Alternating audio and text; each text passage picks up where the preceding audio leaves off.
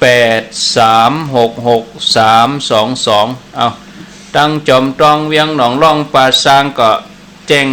ผลการรับฟังเข้ามาเหรอที่98.75ถ้าฟังอยู่นะเจริญพรฮัลโหลมาตรการเจ้าจากที่ไหนจากแม่ออนเจ้าแม่ออนปุ่นนอเจ้าว่าจะได้ถามมาครับมีคำถามท่านพระครูเจ้าจนเลยพอตอนทำหาพ่อหาแม่หายอบเนี่ยเจ้าพระตู้เจ้าคนบ่ได้เจอเลยเจ้าปันป้อนบ่ได้เจ้าป้อนเนี่ยเจ้าเจ้าเว้ยเลยม่วนใจเลยม่วนใจแม่บอกเขาเปิ้นนี่มนต์เทศให้หน่อยอีกอ่ะเปิ้นก็บอกว่าตามทำหนึ่งปูข้างเปิ้นก็บอกว่าเจ้าก็ปันป้อนไหนบ้างนะเจ้าเปิ้นเป็นผู้เจ้าไทยทุเจ้าเทศบ่ได้เจ้าเปิ้นก็เทศทำเทศตัดทุเจ้าไทยเห็นเด้เว้ยย่ำชอบเอาเมียงน่ะเนาะอันนี้เป็นเมียงกะอีกอ่ะก็ว่าใครสบายใจเจ้าทำเปิ้นปันป้อนว่าได้อ่ะแม่จะได้รับกุศลส่วนบุญก่อนเจ้าเอวังโหนตุณบัดนี้หมายมีอ่ะเจ้าจะอย่าอู้ฟังเนาะ0998366322เจริญพรภาษาเจ้าจากจังใดเจ้าหัวโทนะเจ้าไม่นี่ท่านเจ้าว่าจะได้ห้วยโถกภาษาทุลุอาจารย์แม่ฟังก็เป็ดไล่พอเจ้าแล้วนะที่อาจารย์ว่าจะมาน่ะไล่ซึ่งมีสติมีเดี๋ยวนี้ฟังไหนอ่ะนี่ก็โหเจ้าฟังหยุดจับที่ไหนก็ฟังที่หั่นน่ะกะได้เหมือนกันนะเจ้าเต็มแค่หัวก็เป็ดมันอยู่ที่ใดก็เดียวก็ได้มันใหม่อยู่วัน2วันก็หัวเนาะเจ้าแต่แม่ฟังจ้อยสงสัยถ้าจะจำพุทธมาปลาพวกได้เจ้าโมทนาอาจารย์จ้าละจ้าสาธุเนอเอาสายที่10สุดท้ายเจริญพรจากเจ้าท่านส่วนตรงโอจากที่ไหนทำการมาเราสันติเหล่าสันปิงว่าจะได้บางท่านเราเนอฟังชัดเจนดีเนาะเจ้าโมทนาเนอสาธุเหล่าสันปิงสุดท้ายขออนุญาตพักสายแล้วก็จะทวนสายก่อนเนาะประเด็นนี้กำลัง4:09 นาที4:09 นาทีฮับได้อยู่10สายหลวงพ่อมานิดหอมบุญโดยสะเก็ดสายที่2หนองจ้อมสันทรายสายที่3ก่อโจกสันปะตองสายที่4นี่ก็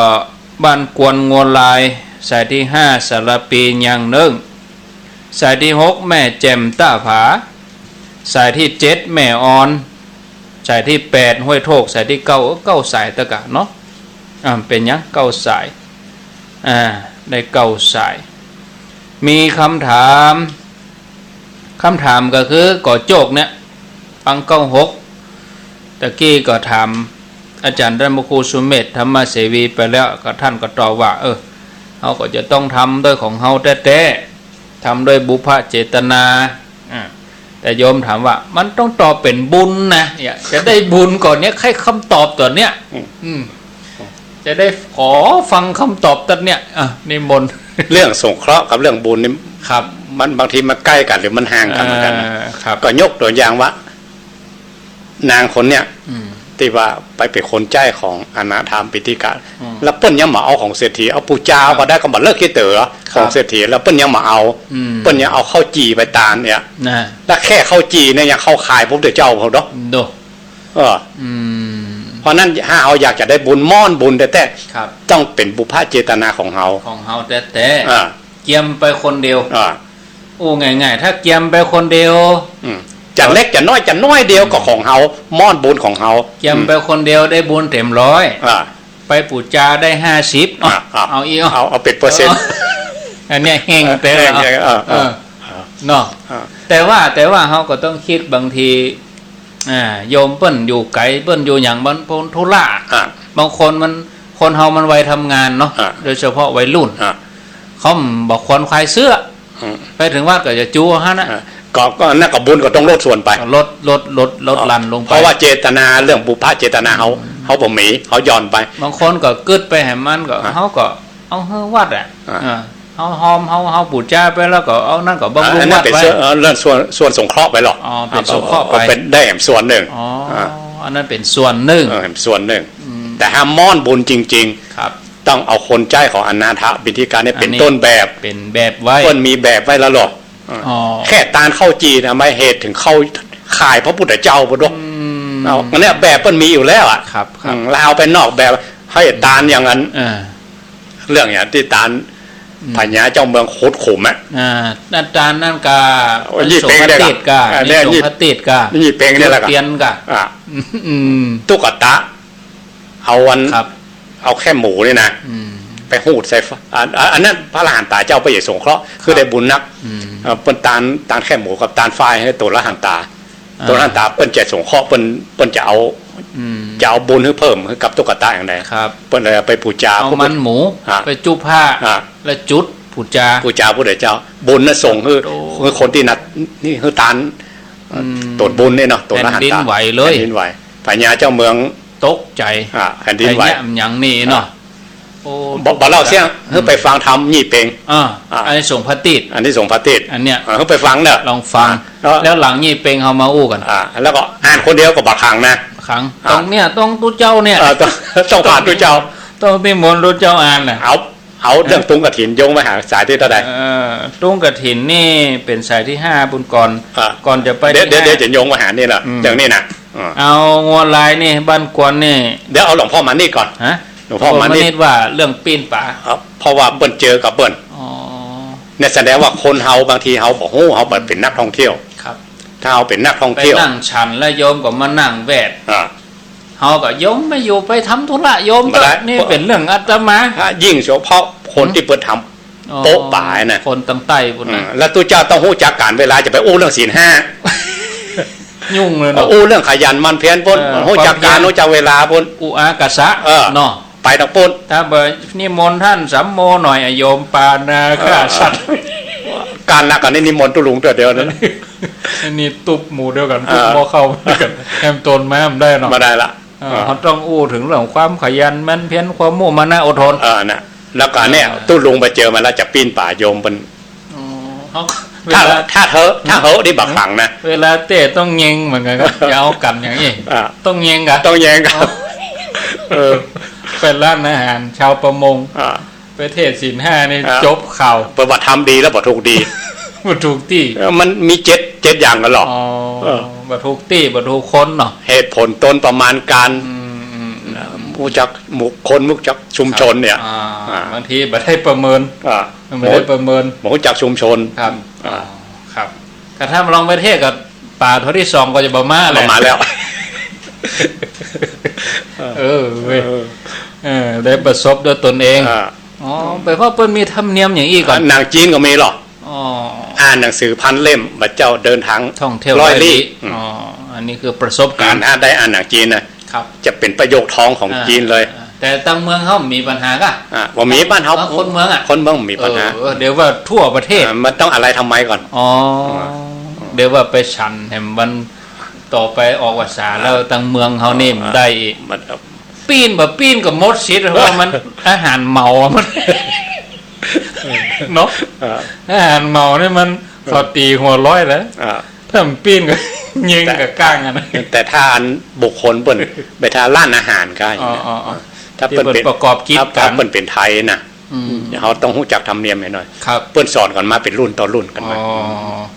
ปลูกฝังกันมาอย่างนั้นเปิ่นปลูกฝังถ้าไปปีนนี่เฮียล่มเนาะเหือล่มเคล็ดไปคว่ำเหือเปิ่นบ้านคว่ำเหือเลยกิจการบรรลุแต่บางที่เปิ้นอาจจะปฏิถือก็ได้แต่เป็นส่วนใหญ่เปิ้นถือแล้วเปิ้นห้ามเตรียมตัวเจ้าโดยครับไปบอกเพิ่มได้นะเนี่ยโยมมาถึงเรื่องที่5เนี่ยเอาสายที่5เดี๋ยวก็เอาที่4ก่อนเอาเงินใส่บาทโยมบ่มีหยังใส่บาทจะไปเซาะตอนนั้นบ่ได้ละอยากเปิ้นมาบิณฑบาตเฮาก็ขี่รถอยากเขาก็ตั้งเจตนาว่าตังนี่มันเป็ดแก้วมณีโฉดเป็นทำได้ทุกอย่างแต่บางทีมันสกปรกยาจกคนเก็บขยะ น่ะ คนงาน เปื้อน เจ้านาย มือเปื้อนอ่ะ มันแล้วก็เชื้อโรคไม่อยู่ที่แบงค์นั่นนะ อ๋อแม่นทุกอย่างกะ แล้วไปบางทีเปิ้นใส่เข้าอ่ะแล้วเปิ้นมาได้ใส่ถุงไว้ ครับครับ เชื้อโรคมันเก่งนะมัน ดู แตะก็ขยายพันธุ์เลยมันนั่นก็ใส่ซองอย่าก ระโดดใส่เข้า ใส่ซองอย่า ทำมือดูเจ้าท้องร่วง อ๋อ ก็ใส่ซองอย่าอีกอะ มันเป็นยังเนาะ ใส่ซองอย่าเดี๋ยวถ้าครูบาอาจารย์เปิ้นมีย่ามก็ใส่ย่ามเปิ้น อันนี้ถวายหน้าไอ้ฟ้าบาทกะ ยัง ไงฟ้าบาทเนาะ ไง ไป พระ ไป บาท มันไปอันเชื้อโรคเนี่ยมันเวลามันเจออย่างที่มันเป็นอาหารของมัน อ๋อ มันขยายพันธุ์ได้เว้ย ครับ แบงค์นั้นทุกชนชั้นกำหมด แม่นแน่นอนกะ อืม แล้วโยมแต่เจ้านี่เรื่องบิณฑบาตนี่โยมถามหลังไม้ว่าอันเฮาใส่บาตรใส่หยังเฮามีสวยบ่มีดอกมันเป็นหยังกะ อาหารคือถ้าเอาใส่บาตรอ่ะบ่มีสวยมัน มี สวยเรื่องสวยแล้วก็ แหมอย่างหนึ เรื่อง ง จา อ๋อ อันนี้เป็นพัตตาหารหรอก ครับมันต้องว่าใส่เข้าบาตร เนาะ มันเป็นเขาต้องแยกเป็นอย่างๆไปกัน อันที่ปูจากับ เอา ปู มื จา อเฮาปนมมือเต้นเนาะ อ่า เป็นหยังเนาะ เป็นอย่างเป็น ก็มันก็กลัวบ่ได้บุญนั่นน่ะ บ่ได้ใส่สวยอ่ะ อ่า ก็มาขำใจอ่ะ อ่า อีแม่ใส่บาตรแล้วบ่มีสวยกลัวบ่ได้บุญทันเนี่ย คนเท่าบางคนเปิ้นปลาณีตหรอก นั่นน่ะค่ะ เปิ้นทำอย่างป ป ลา ระ ณี ดิ ต ษฐ์ประดอยนะ อืม ม ถ้าผลบุญจะมาเนาะ ครับ บางคนถ้าเป็นถ้าบุญย้อนปิ๊กมา ตาหน้าบารมีจะทำให้รวยหรอก อ๋อ จะได้แปลงบ้านแปลงจองอย่างนี้น อ่า แต่ถ้าทำอย่างมันครบหมดของปลาเม็ดเฟอร์นิเจอร์ไม่อย่าพ่อหมดเลยอะ อ๋อต้องพร้อมสัมปันโน สัมปันโนแต่ถ้าเอาได้ตาอย่างเดียว ถ้ามีบ้านก็เป็นบ้านแบบเป่าหกลง ต้องมีครัวอย่างอยู่ตรงใน พระเจ้าปายาสี ครับ อันพระกุมารกัสสปะไปภาพหรอก ครับ พระกุมารกัสสปะถึงได้รับเหตุทักขะทั้งแสดงธรรมอันวิจิตรพิสดารหลายแง่หลายมุมเพราะละไปปราบพระเจ้าปายาสีน่ะเปิ้นเป็นมิจฉาทิฏฐิ ครับ ทำพระ กู้ฮบกันหรอก ลบกันจนเอาจนโยมอะ ครับ ตอนหลังมา เวลาเพื่อนฮือตานสั่งเสนาอามาตย์สุเขาไปต้านข้ามไปละ ไปละแล้วกันค่าคำสั่งข้าก็เรื่อง เป็นเด็ดขาด พอไปขึ้นไปบนสวรรค์หมู่ลูกน้องในเป็นเจ้าเป็นนายหมด ตัวเก่าด้อยวาสนา เป็นมิมานเป่าโคกโลก ครับ แล้วพระมหากัจจายนะเวลาคนกวนเปิ้นนักๆเองเนาะเปิ้นเป็นตนบนหรอก ครับ ปกติหนีไปนั่งสมาธิอยู่ ครับ อันอยู่ปราสาทของพระเจ้าปายาสีเนี่ย มันเป็นวิมาน เป่ ที่ งลึงดิ มันมี มีมากวน มันมีอย่างมากวนเป็นวิมานที่เงียบที่สุดอ่ะ ครับเป่าโคกโลก เป่าโคกโลก มีส่วนเนาะ อันนี้เทียบว่าอย่างเวลาเขาเป็นตู้หลวงหรือเป็นป้นหลวงเวลาเขาทำบุญอย่าไปจี้นี่อย่างเดียว เนี่ยตัว ญาติตัวกะ ได้ตึงโภคสมบัติบริวารสมบัติ อันจะเตียนหันตู้หลวงไปกวาดขยะของตู้หลวงกวาดขี้เงี้ยหันตู้หลวงไป ก็ตู้หลวงยังไปจี้เอาน่ะเปิ้นก็แค่ได้บุญ เปิ้ลก็จะได้บุญของเปิ้ลน่ะ ตู้ลุงไปย่หยัง ตู้หลวงก็บริหารเนาะกะ เปิ้นที่เปิ้นแค่ได้บุญ เปิ้ลเขาได้บุญของเปิ้ล อ๋อครับ สุมายกตัวอย่างครูบาพระบาทตักผ้าเนาะครูบาเจ้าพระบาทตักผ้า ก็กวาดขี้โค ปลดกวาดขี้โคถึงวัน นั่นน่ะกะเปิ้นแค่ได้บุญ แล้วก็ยังแบบผ้าเน้นรุ่มๆในวัดกัน แม่นใจเอากันเนาะเปิ้นก็มา หมา ย่ เปิ้นจะกวาดขยะ ครับ ไปแน่ไปได้ใจครูบาเปิ้นกึดอย่าได้ไปฮู้ ประกวดเรื่องมดเรื่องไม่ก็เป็นธรรมะไปตัวหมดเนาะครับเอ้ามาอย่างนึงเรื่องตุงหรือว่าธงกฐินมีกี่อันกี่ธง มีมี1หุบ จะเค จะเค มัดฉา มัดฉานี่คือนางเงือกแล้วเนาะ แล้วก็จะเข็บ จะเข็บ แล้วก็ แมงปองแมงปองผมใจกะแมงปองบ่รวมเนาะและเป็นในสัตว์ตึงโมดนี่ต้องมีน่ะต้องมีดอกบัวเต่าก็กาบนี่จะเคก็กาบดอกบัวนางมัดฉาก็กำดอกบัวนี่อันเนี้ยเรียกว่าประเพณีธรรมเนียม ครับ ดอกบัวเป็นพุทธะก็ได้หมายถึงพุทธะหมายถึงพุทธศาสนาก็ได้เอามาปูจากุลแก้ว3ประการนี่ครับอันนี้เป็นตัวแทนของสัตว์ของสิ่งของภพภูมิหรอกแล้วเอาสัตว์อื่นมาได้กะต้องทำไมต้องอันนี้มันจะชัดเจนนะเพราะเต่าก็นึกถึงอายุยืนเลยอ่ะเต่านี่อายุมันยืนยาว เทียบว่าถ้าได้ตาลกฐินได้อายุมันยืนยาวเหมือนเต่าแล้วบัดตะก่อนคนเมืองเขาบัดนิยมตอดกฐินครับบอกให้มีเวลากฐินตั้งใต้มาแล้วโอดโธซ้อมฟ้อนเป็นเกิงปีในกลางภาษานี่นะเอาแล้วว่ากฐินประกาศเขียงประกาศยังโอ้แห่เห็นกฐินเจ้านายจะมาตั้งใต้มันใหญ่หลวงนะ กฐินตั้งกรุ แล้ ง ว เทพ ไปเอวหาเจ้าหานายต่างใต้เปิ้นปูจาตุงกฐิน อ๋อครับหันเข้าใส่ โอ้เปิ้นล่ำเปิ้นรวยเพราะเปิ้นปูจาตุงกฐินเนี่ย ปูจาตุงหมูนี่ลู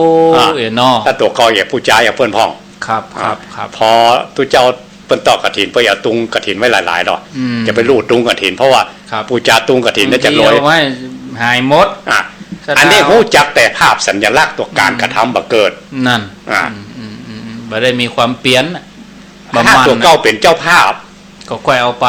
ก็เอาไปหรือว่าอัน หันเปิ้นลูกก็ลูก ก็รู้เพราะว่าปูจาตุงกฐินนี่ถึงรวยหรอก นึกว่าจะรวยเนาะ หันเจ้านายเปิ้นรวยอ่ะ อ่า เจ้านายเปิ้นรวยเปิ้นมีกิจยศชื่อเสียงเพราะเปิ้นตานกฐิน ใครรวยพ่อง ใครรวยพ่อง ก็เลยเอาตุงไป เอาแต่สัญลักษณ์เอาการกระทำ อืม นี่เข้าใจเนาะ แม่นต้องขยันมันเพียร ตอนนั้นต้องเป็นเจ้าภาพด้วยกัน นั่น ถ้าเขาบอกเป็นเจ้าภาพ ก็หอมมันถึงร้อยลูก อ่ะ ก็แน่ก็ต้องมีส่วนกัน มีส่วนพ่อง เพราะนั้นตุงกฐินเนี่ยอยู่ในล้านมันจะบักขลัง อ๋อแต่เอามาเข้าวิธี สัตว์4ตัวมันต้องได้ยินกรรมอุปโลกก่อน พระอุปโลกอี มั เนาะ นเหมือนกับคาถา มาสวด เสกขึ้นมันแล้วมันฟื้น อ๋อ มันจะเป็น ต้วงได้เนอะ มันจะต้วงได้ เออ ตัวอย่างที่เสกตุงนี่จะฟื้นเรียกว่า ครับ กรรมอุปโลก อ๋อ เอาไปก็คือตานะบารมีนั่นแหละ ผ้ากฐินทานอีนะ พอมันได้ยินคำนี้มันจะขลัง อ๋อโทปุ๊กเลย ฟุกขึ้นมา ครับ ถ้าเทียบเป็นธรรมะอย่างใดคนในตานกฐินคือได้ตานะบารมี ครับ ถามว่าตานะบารมีก็ย้อนมาหาคนตานว่า จะทำให้ร่ำรวย ครับ มีเกียรติยศชื่อเสียง อืม อายุมันขวัญยืน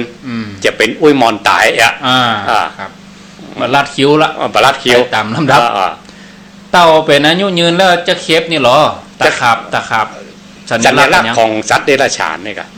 ม ถ้าจะเข้มีสัญลักษณ์ของความหลงนะเพราะมันเป็นเศรษฐีแล้วมันบ่ได้ตาน อ๋อ มันไปขวางเฮือเพิ่น ครับ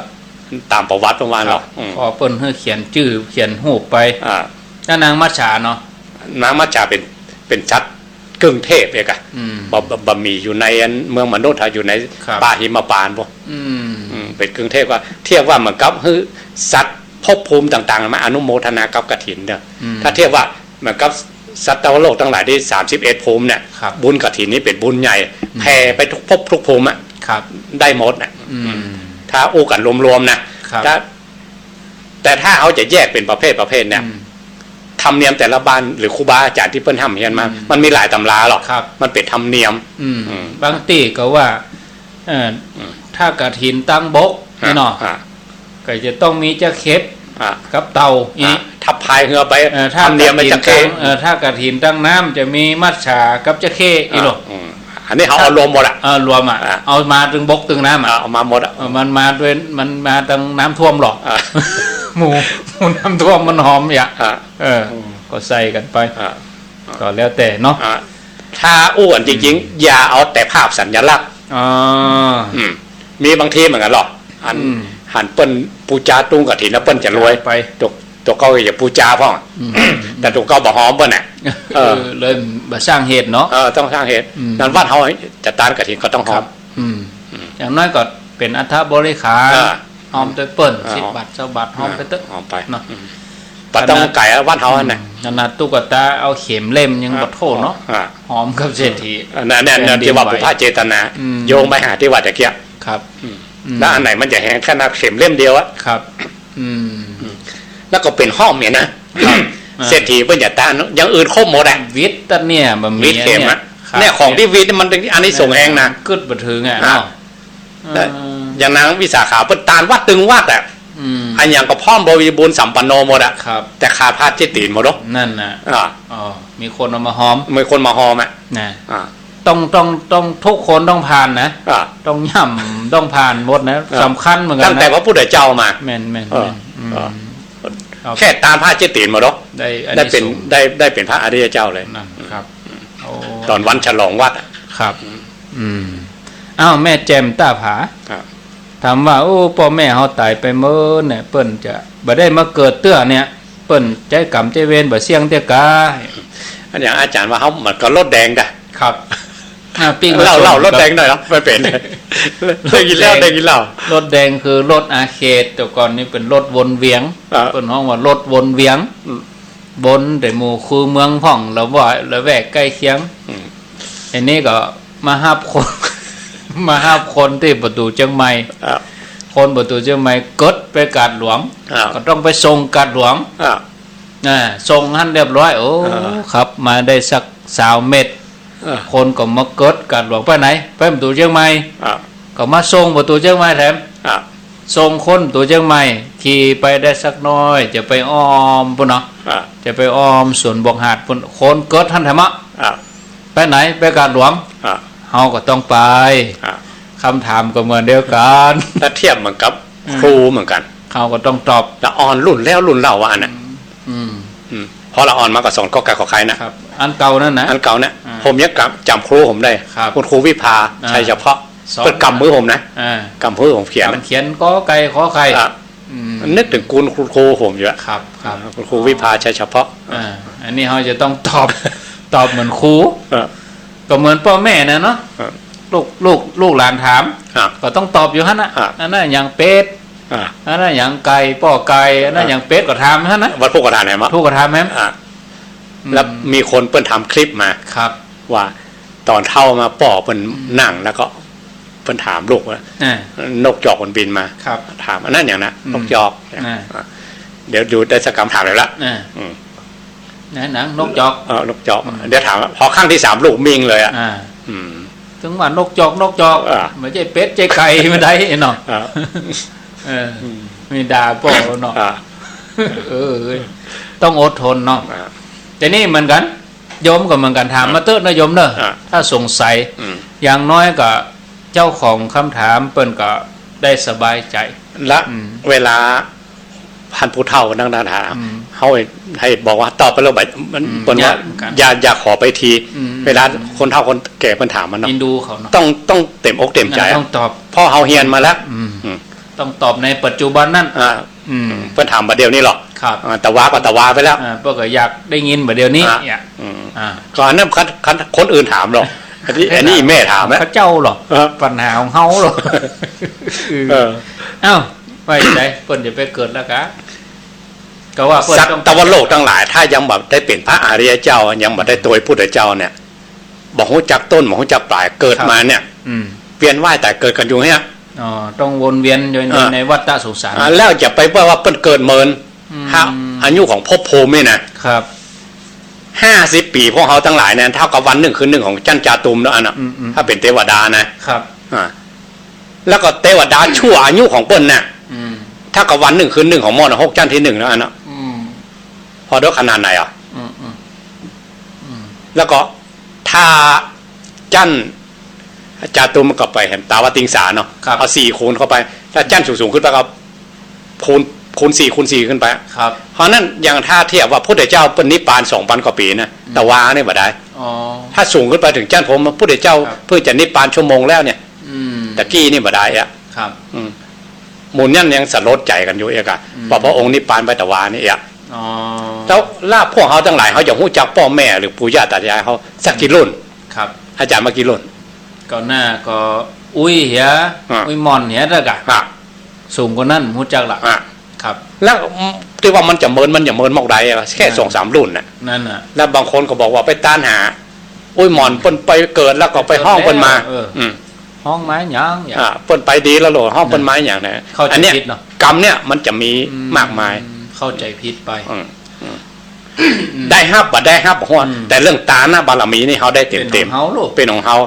แล้วก็เรื่องระลึกถึงคุณเนี่ยครับคนโบราณปกติบอกถ้าระลึกคุณปั๊บเนี่ยบุญคุณคนนี่จะมาก้ามชีวิตเขาเลยนะครับตกน้ำบ่ไหลตกไฟบ่ไหม้ที่มากล้าคืนแค่มีจิตกตัญญูขึ้นมาปุ๊บเนี่ยมีรับรองไว้เลยรับรองครับถ้าเขาระลึกถึงคุณพ่อคุณแม่เนี่ยตั้งแต่หัวสมมตินะตั้งแต่หัวถึงตีนถึงหัวเป็นของพ่อของแม่เพิ่นถึงเอามานะมาเลี้ยงมาใหญ่มาโลนเนื้อชีวิตนี่นะของอันนี้ของพ่อของแม่เขาเพราะนั้นเวลาเอาไปทำบุญเนี่ยพ่อแม่เขาก็ได้ทันทีเลยครับพอมาบวชอย่างคนโบราณทางใต้เพิ่นถือกันเนาะพอบวชแล้วก็ลูกพ่อแม่ก็จับชายผ้าเหลืองลูกไปเลยเองครับอ้าวแม่อ่อนอันนี้จะแห้งก่อนฮะนะก็คงจะพอเข้าใจอยู่อย่าเทียบว่าเมินครับว่าอายุภพภูมิของสัตว์ตวโลกทั้งหลายที่เวียนว่ายตายเกิดในวัฏทุกข์เนี่ย เขาอายุยืนกับเขานักที่โยมว่าเปิ้นน่าจะใจกรรมหมดอันนี้มันเป็นความเข้าใจของเขาคนเดียวขาดว่าน่าจะนี่นะครับถ้าเอาถึงเรื่องบุญเนี่ยแค่เขาตาลอุทิศไปถึงนะความกตัญญูเขาก็ได้ท่านเต็มๆอยู่แล้วนะระลึกถึงคุณครูบาอาจารย์ระลึกถึงอย่างเขาตั้งกับเขาพระพุทธเจ้าเลยหรอกบางคนไปปูจาเข้าพระพุทธแล้วพระพุทธเจ้าพระนิพพานไปแล้วอย่างไม่จะไปไม่ฮับอย่างเนาะอันนี้มันโอแถมแง่หนึ่งไงครับอันนี้เขาจาความดีเขาปูจาความดีของพระพุทธเจ้าหรอกครับ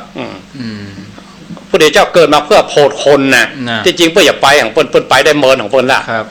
ชีวิตตอนที่สร้างบารมีพุทธภูมิเนี่ยเป็นเรื่องของคนอื่นทั้งนั้นไม่ใช่ของฝ่ายถ้าอู้ถึงนะถามพ่อแม่เขาก็เปิ้นจะยังจะมาเกิดอยู่กาบางคนผมโอ้บ่มาเกิดแล้วบ่ใครมาแล้วถ้าเปิ้นเข้าถึงนะโอ้บ่ใครมาแล้วลูกหลานเฮ้ยบ่รักกองไห้แม่แล้วนี่แม่บ่มาทุกข์บ่มายากแล้วไอ้เนาะเขาว่าเอาเองขึ้นชื่อจะสัตวโลกเลยแต่ต้องเวียนว่ายต้องมาแต่มาจะมาเป็นในภพได้หมดอาจจะเป็นเดรัจฉานอาจจะเป็นยังกับที่บ่ปิกมาคืออนาลโย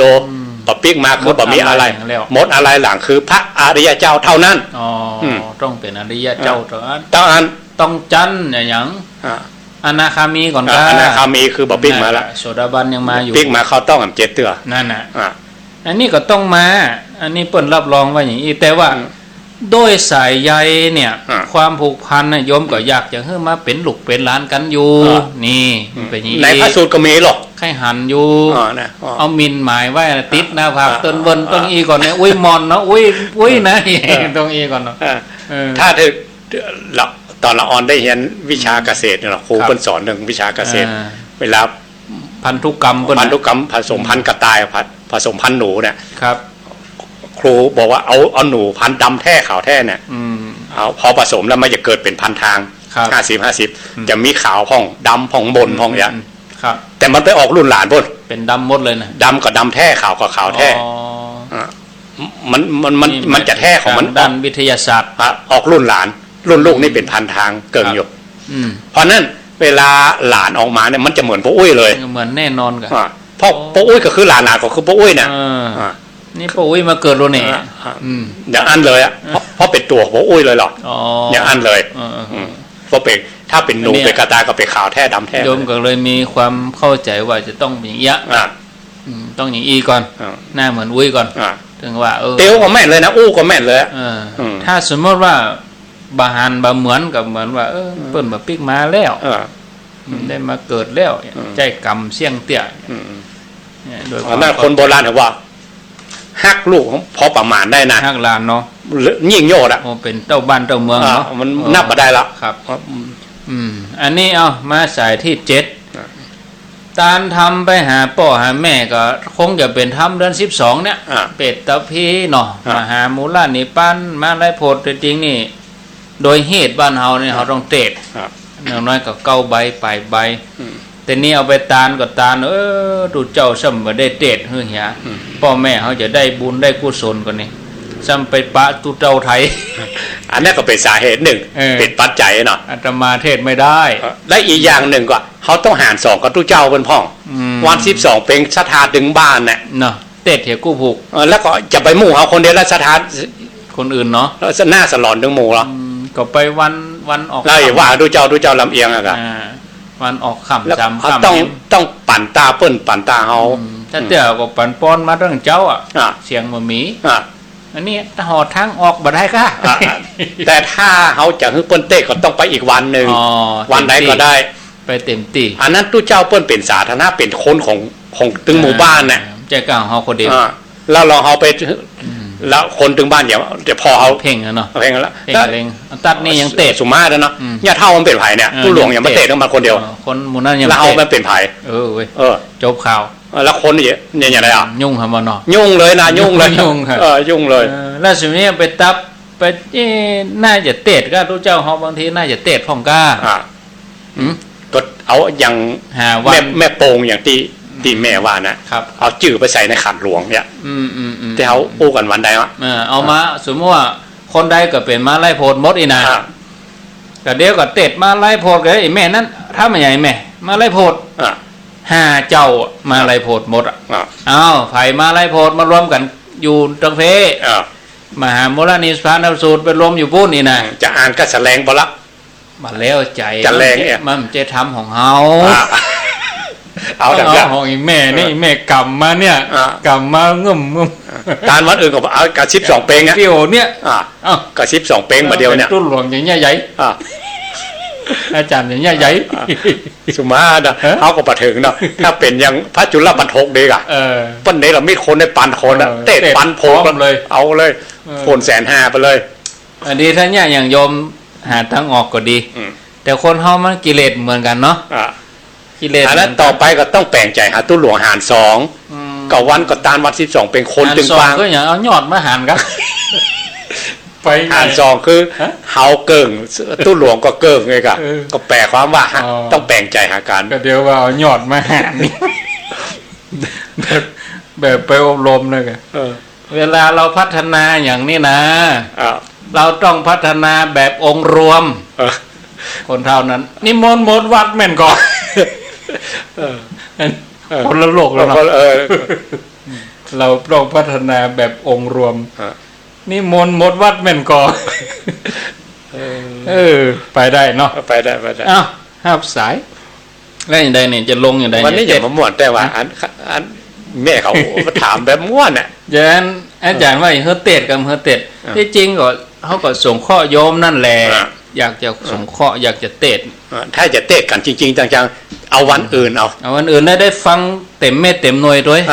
แต่ถ้าเราฟังเอาวันนั้นเอามาเลี้ยงกัน5 ตนจะหู้เรื่องว่ะเอาอย่างมีงานเนาะมีงานคนมาหลายๆเป็น100 เป็นพันอาจารย์บรรยงไปตักคนใดคนหนึ่งอู้เมินเนี่ยนะยุ่งกันแล้วคนอื่นเนาะโอ้ยุ่งแล้วอาจารย์บรรยงนั้นมันเป็นไผ่นะอาจารย์เนี่ยมาตักคนนั้นคนเดียวแล้วข้าเจ้าก็เป็นสถาข้าเจ้าก็มาตานหรอข้าเจ้าก็หอมหรอแล้วยังบอกพอหน้าข้าเจ้าตัวทำนะเตี้ยวไก่เหรอจบข่าวเตี้ยวแนมมาละอาจารย์มาตักจำเลยเนอะพี่น้องจำไว้เนอะยุ่งเลยแต่ไปวัดข้าเจ้าก็ไปทำบุญไก่แต่ไก่ว่าตึมมาแล้วอาจารย์อู้คนนั้นคนเดียวอะสมอูเมินเนี่ยอูเมินเนี่ยอูเฮาก็อูเมินอาจารย์บรรยงตนเดียวอะศรัทธาเป็น100 เป็นพันมาจบข่าวกดศรัทธาก็พออาจารย์บรรยงอยู่ฮะเนาะเป็นเป้านิ่งเนาะโอ้แค่ใดอะถ้าอาจารย์ไปตักอย่างคนเดียวอะโอ้ถ้าอย่างไหนละลายเลยเนาะตานี่เป็นกระสินนี่เนาะอิดเลยเนาะอาจารย์ไปคิดเพิ่งไหมเลยละไหมจุ้งๆบ่มีบ่มีกะมีอ้าวสายต่อไปเนาะเจริญปอนจากที่ไหนจากทางใดให้ฮอนนะเจ้าเพราะว่าคือตามทำนะเจ้าเขาบอกว่าตามเดือน18เป็นเจ้าตามมาวันเดือนรับเจ้าคนถึงประเทศเจ้าเขาก็ไล่หาตัวเจ้าเพิ่นเป็นตัวเจ้าไทยแหมเพิ่นเตะบ่ได้ทำเมืองเพิ่นต้องนำจะเฮอเตะเพิ่นก็ต้องเตะได้อยู่ดีอ่ะเนาะต่อไปฟังทำทุกสิ่งในภาษาเจ้าคนกับตึงกับเทศทำนะคนบรรยายหลักว่าพุทธเจ้าคนบรรยายนะวัฒนธรรมเนาะแม่แปลงใจเฮียเนาะแต่งใจของเฮาน่ากะอันนั้นเปิ้นมักข้าวเจ้าแต่เฮาข้าวนึ่งไปตาน่ะเจ้าโมทนาเนาะมาจะมากินข้าวนึ่งไม่ได้นะความดันน่ะจะมากินข้าวเจ้าเนี่ยเอา0998366322บางทีจัดยากเรื่องเหตุประเพณีแต่ว่าพระบางรูปเปิ้นก็ปรับตัวเปิ้นได้เนาะอาจารย์มอนนะต้องอย่างอาจารย์นี่นะวัดปราณนี่นะปรับตัวได้เทศก็ได้ยังก็ได้เจริญปอนไม่จ้า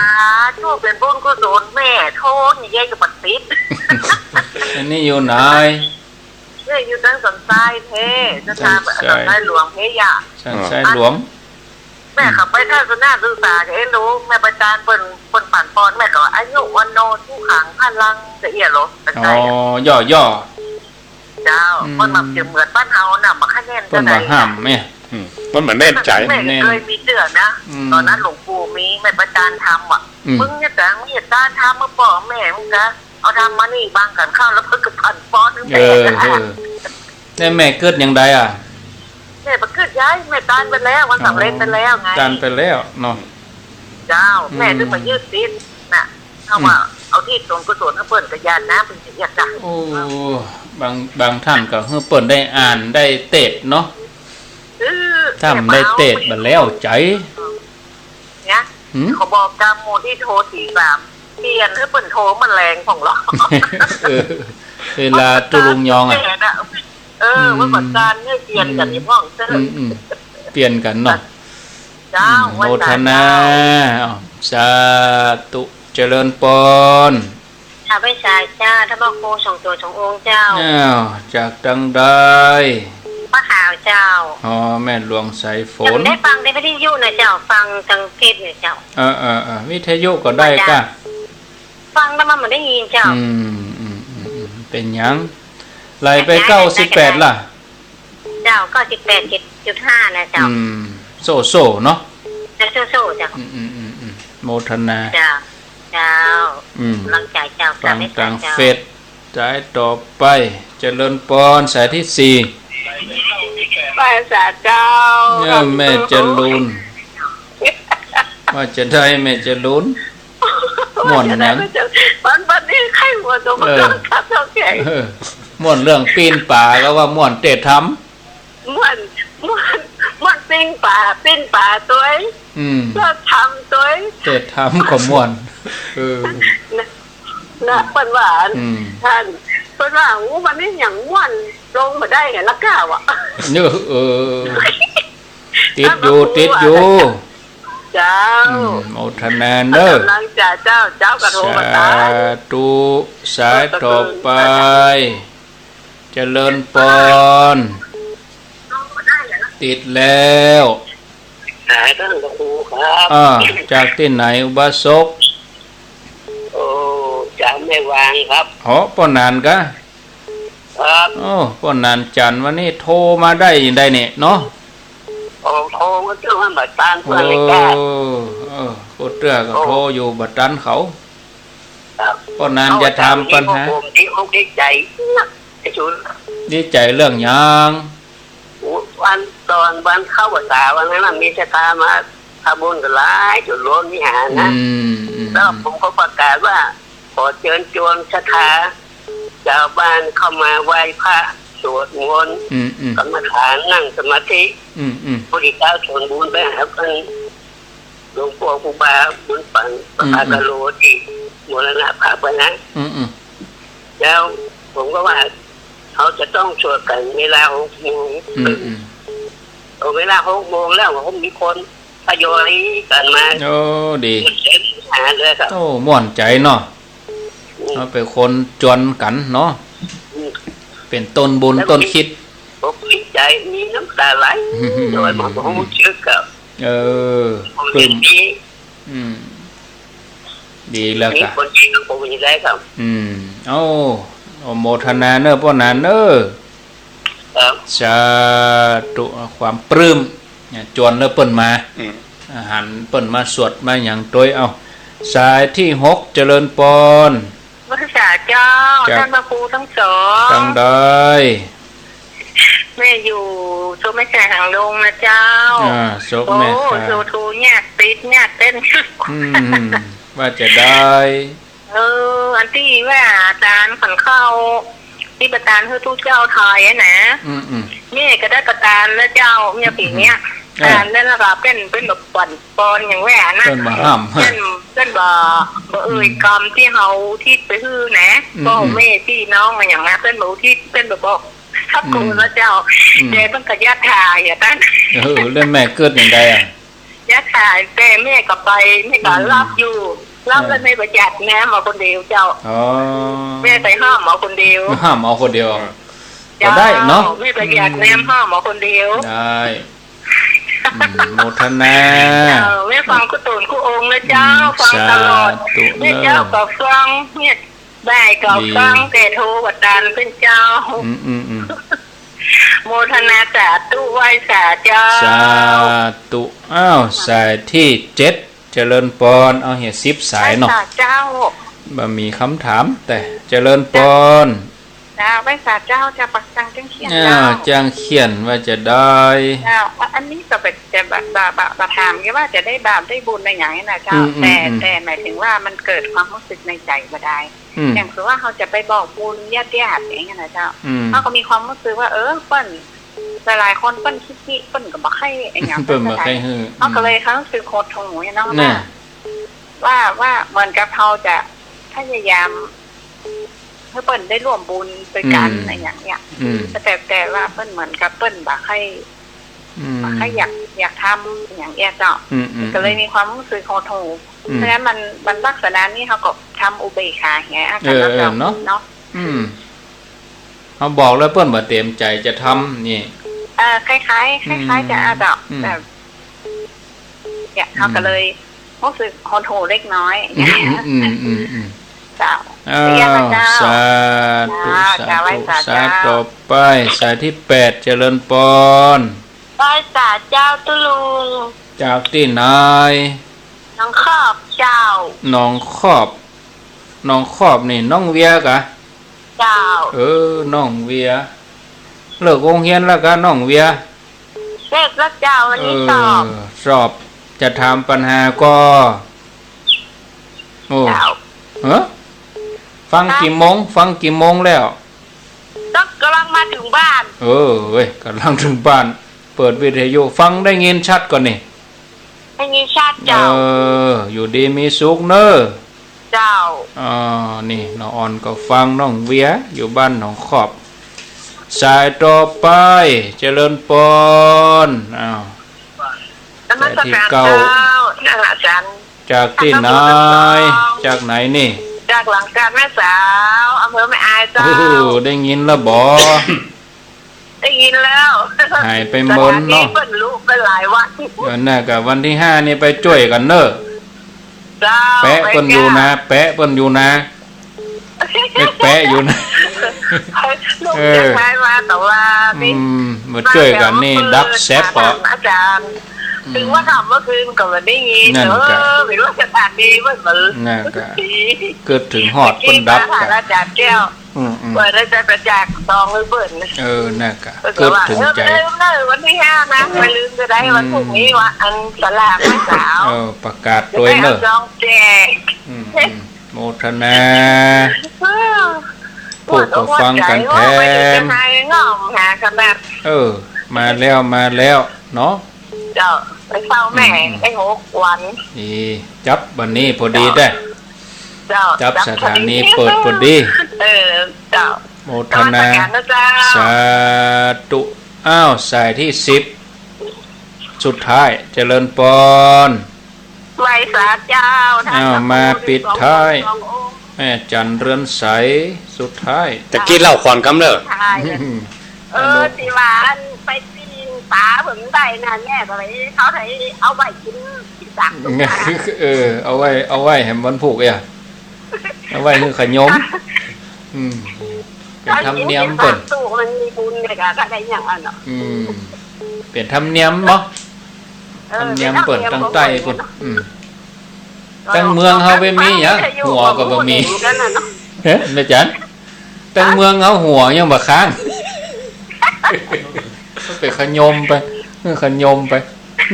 ขนมได้ปีนเนาะไปแล้วใจอยู่ล่ะ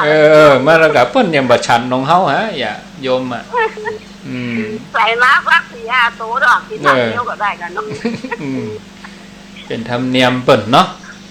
โมทนาดีตายไปในนานแล้วมาเกิดนะแม่เจอกันเป็นล้านเป็นเลนน่ะเป็นหลานน่ะแม่อุ้ยทำมาบ้านนะย่าขยันแกงพักแหวนจะกินแกงพักแหวนติ๊ก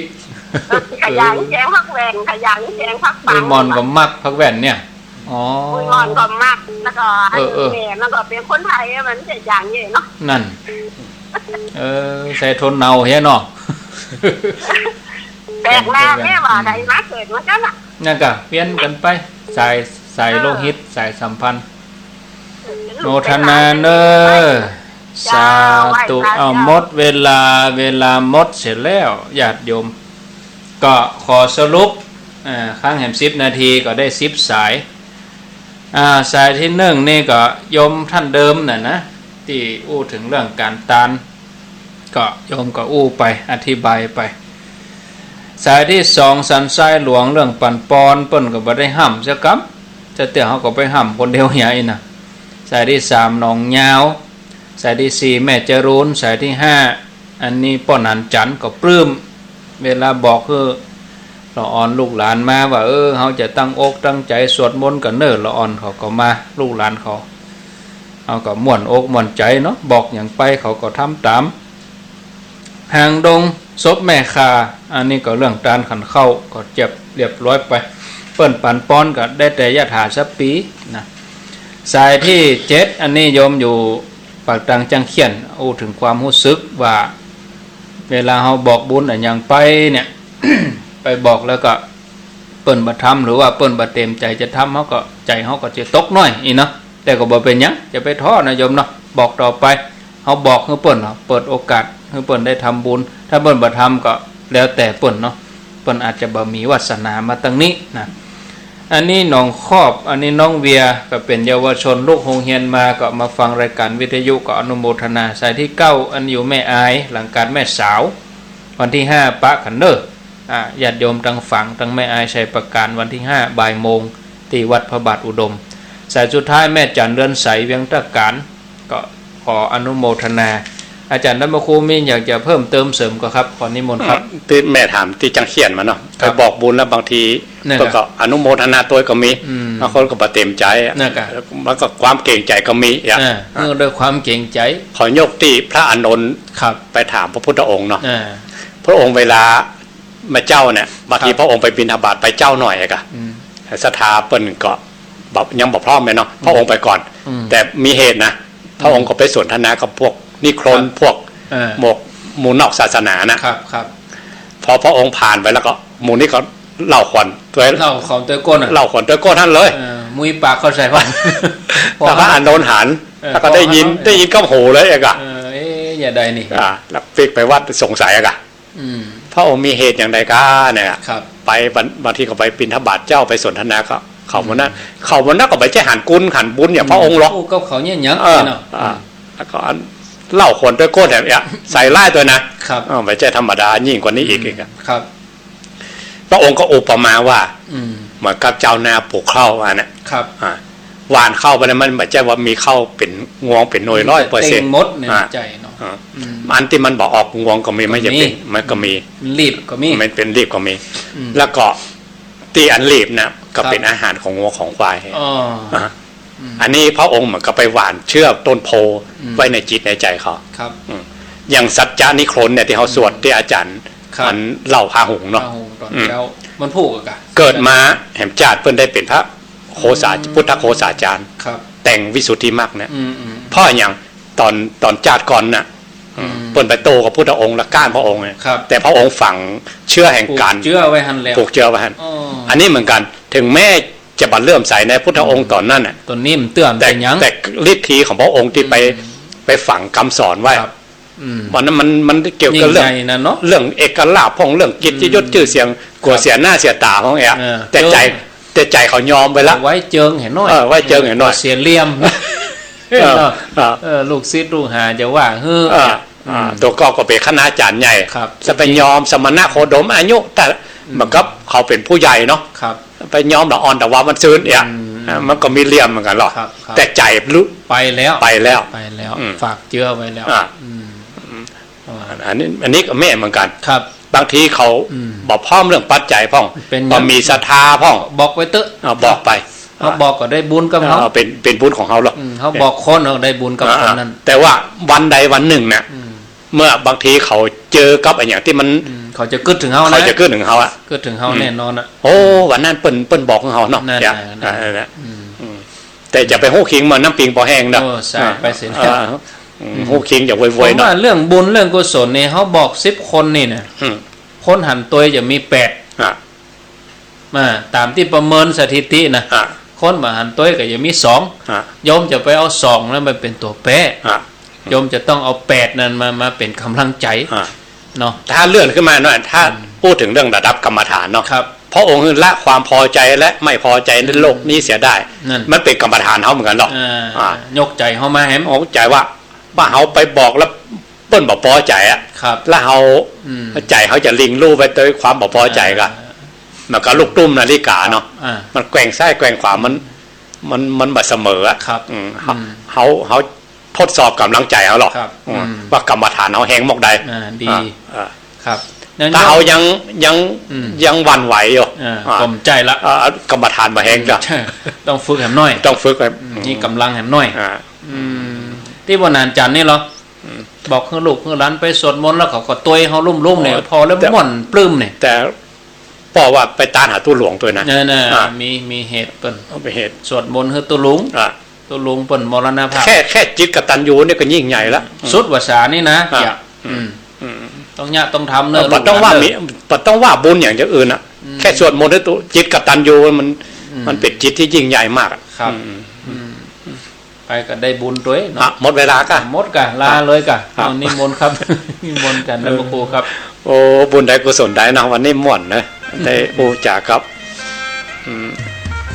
คณะสัตยาปล่อยแม่ทั้งหลายเนาะบุญกรรมบุญจูบุญรักษากันเนอะสัพพพุทธานุภาเวนะโดยอานุภาพของพระพุทธเจ้าสัพพธรรมานุภาเวนะโดยอานุภาพของพระธรรมเจ้าสัพพสังฆานุภาเวนะโดยอานุภาพของพระสงฆ์เจ้าสัทธาโสติภวันตุเตขอความสุขสวัสดีทั้งหลายจงมีแก่คณะสัทธาท่านผู้ชมท่านผู้ฟังทุกคนเทอ